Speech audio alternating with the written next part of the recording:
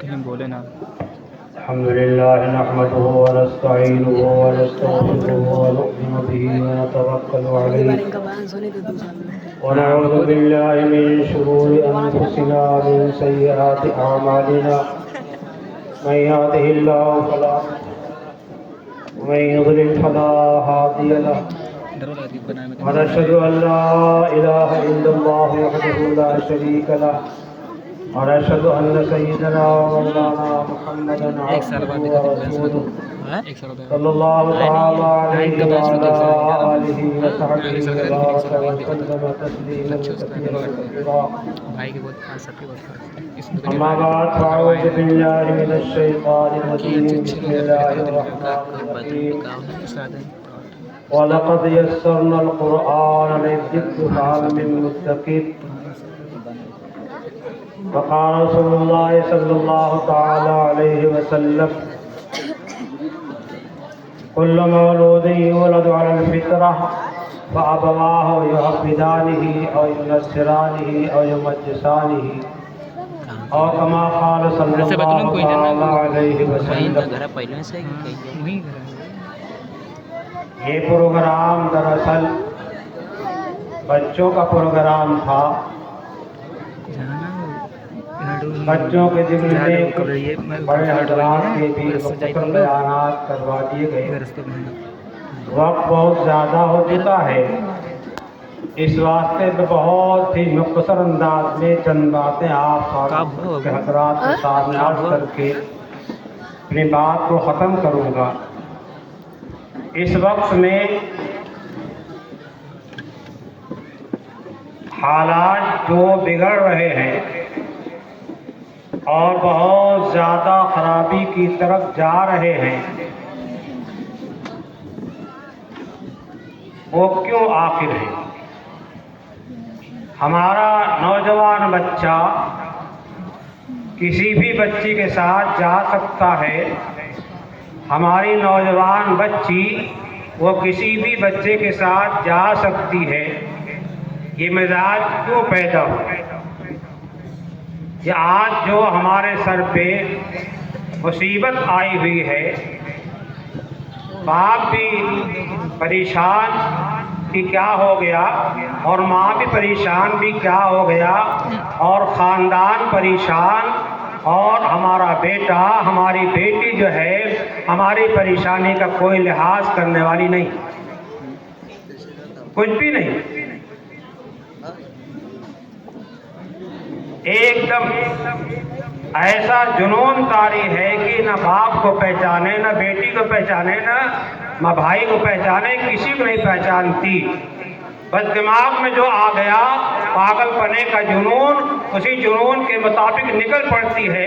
عدالتوں میں پہنچ کر کے اپنے باپ کے باپ ہونے کا انکار کر رہی ہے، اپنی ماں کے ماں ہونے کا انکار کر رہی ہے.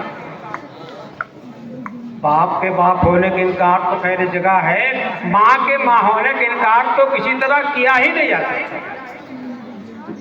لیکن یہ ایسا ہو رہا ہے اور دنیا پریشان ہے، ہر ایک واقعات سن کر کے سر پہ ہاتھ رکھ لے رہا ہے. لیکن کیا ہم نے اس سے بچنے کی اور اس شرمندگی کے دن کے آنے سے پہلے کوئی ایسا انتظام کر لیا کہ ہمارے ساتھ یہ معاملہ پیش نہ آئے؟ نہیں ابھی چل رہا بس. کوئی خاندان، کوئی علاقہ معمول نہیں ہے، کہیں اطمینان نہیں کیا جا سک رہا ہے.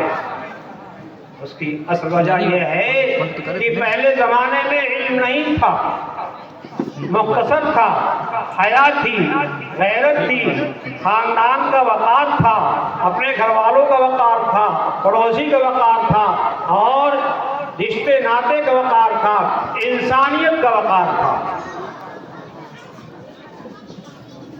تو باپ جو ہے اپنے گھر والوں کی پوری نگرانی کرتا تھا، اور اس نگرانی میں بیٹا بھی پلتا تھا اور بیٹی بھی پلتی تھی. باپ زیادہ تر بیٹے کی نگرانی کرتا تھا اور ماں جو ہے وہ بیٹی کی نگرانی کرتی تھی. اسی وجہ سے مائیں سفر نہیں کرتی تھی، کہیں رشتے ناطے میں ٹھہرتی نہیں تھی کہ دو جوان بیٹیاں گھر میں. لیکن آج ہم نے اپنے بچوں کی کوئی نگرانی نہیں کیا. 10 بجے دکان سے چھوٹے 9 سویرے چھوٹیں گے, 8 بجے 9-10 بجے چھوٹیں گے تو کسی ہوٹل پر اپنا وقت گزاریں گے, وہاں افراتفری کریں گے اور وہاں جو ہے تفریحی باتیں ہوگی, کھائیں گے پیئیں گے, اور جب آئیں گے تو بیٹی سو چکی ہوگی, بیٹا سو چکا ہوگا, باپ کی صحبت سے اس کو کچھ ملنے والا نہیں ہے. اور صبح کو 10 بجے تو سو کے نہا کے دکان پہ چلے جائیں گے. بچوں سے ملاقات نہیں ہے, بچیوں سے ملاقات نہیں ہے. وہ بچہ آپ کا ہوگا, ہمارا ہوگا, وہ بچی آپ کی ہوگی, ہماری ہوگی, نہیں ہو سکتا. ہم نے تو اس کو اپنی بچی اپنے عمل کے لحاظ سے سمجھا ہی نہیں, اپنا بچہ سمجھا ہی نہیں. اگر اپنا بچہ سمجھتے, اپنی بچی سمجھتی تو اس کو جو ہے آداب سے واقف کراتے, اس کو انسانیت سکھاتے, اسلام سکھاتے, اسلامیات سکھاتے, اسلامی عقائد و اعمال سکھاتے, نماز سکھاتے, قرآن سکھاتے, دین سکھاتے, لیکن کچھ نہیں. اور اچھے خاصے قیمت کا اس کو موبائل دے رکھا ہے, اسی میں مشغول ہے. بیٹا اگر ہمارے پاس بیٹھا بھی ہوا ہے تو ہم میں بھی مشغول ہے, موبائل مشغول ہے.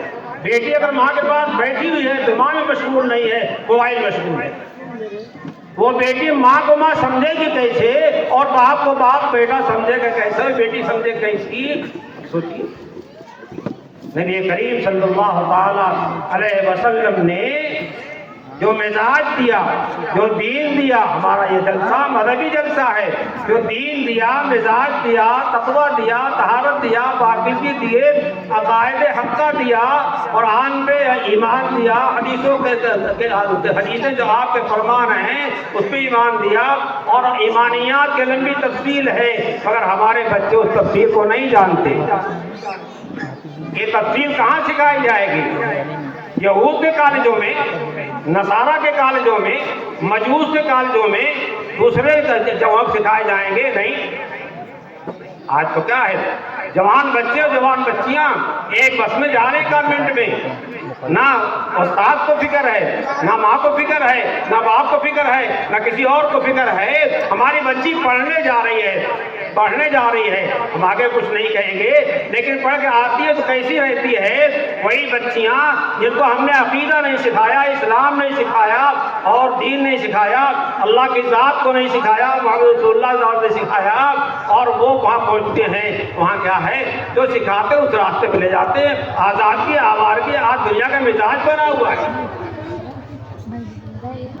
اس لیے ہمارے اکابر نے ہمیشہ یہ کوشش کیا ہے کہ دین سکھایا جائے, کلمہ سکھایا جائے, تقویٰ سکھایا جائے.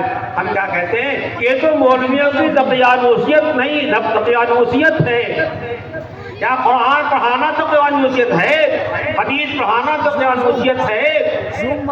اسلامی اعمال اخلاق سکھلانا تقیانوسیت ہے؟ نبی پاک صلی اللہ علیہ وسلم کو جو طریقہ اللہ تعالیٰ نے دیا ہے اس کو سکھانا تقیانوسیت ہے. یہ بولنے والے, اپنی زبانیں ہلانے والے سوچتے نہیں ہماری زبان سے کیا نکلنا, یہ خود قابل اصلاح ہے. یہ اپنے کو بکرا سمجھتے ہم تو بہت ماہر ہو گئے. اللہ کے حبیب پاک صلی اللہ علیہ وسلم نے ارشاد فرمایا, ہر بچہ فطرت اسلام پر پیدا ہوتا ہے.